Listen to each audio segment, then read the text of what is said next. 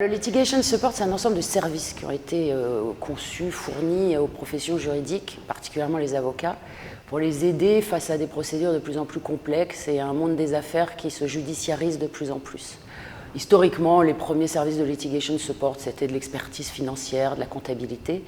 Aujourd'hui, de multiples services sont apportés aux professions juridiques, et notamment l'intelligence économique. Il me semble que c'est même pour ces professions une ardente obligation que de se doter de compétences en intelligence économique. Et à ce titre, le Conseil national des barreaux, l'Ordre des avocats de Paris et la délégation interministérielle à l'intelligence économique ont signé une convention de partenariat en 2012. L'intelligence économique, c'est d'abord une mauvaise traduction d'un terme anglais qui se dit donc business intelligence. C'est une entreprise de recherche, de traitement et d'interprétation systématique de l'information disponible en vue de comprendre, de connaître les capacités et les intentions des acteurs d'un environnement stratégique. Alors, je parle d'entreprises d'information sur source ouverte, bien entendu, ne pas confondre, et ça nuit beaucoup à l'intelligence économique et renseignement.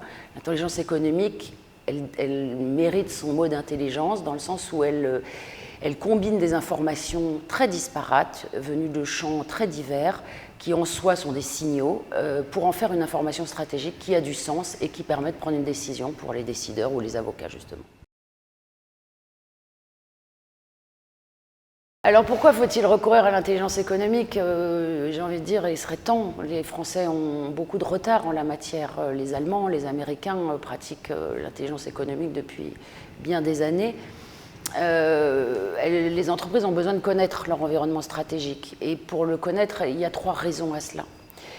La première, c'est d'anticiper. Anticiper les évolutions réglementaires, anticiper les évolutions normatives et surtout anticiper les risques de crise, les risques d'atteinte à leur réputation. Deuxièmement, elles ont besoin de connaître leur environnement stratégique pour mieux se protéger et protéger leur patrimoine immatériel, que ce soit leurs informations, leurs brevets, leur savoir-faire, mais aussi leur réputation. Et puis, troisième aspect de l'intérêt de l'intelligence économique pour les entreprises, c'est la dimension de l'influence. C'est d'être capable, parce qu'on connaît son environnement stratégique, d'agir dessus et de faire valoir son point de vue, ses intérêts sur cet environnement, plutôt que de subir.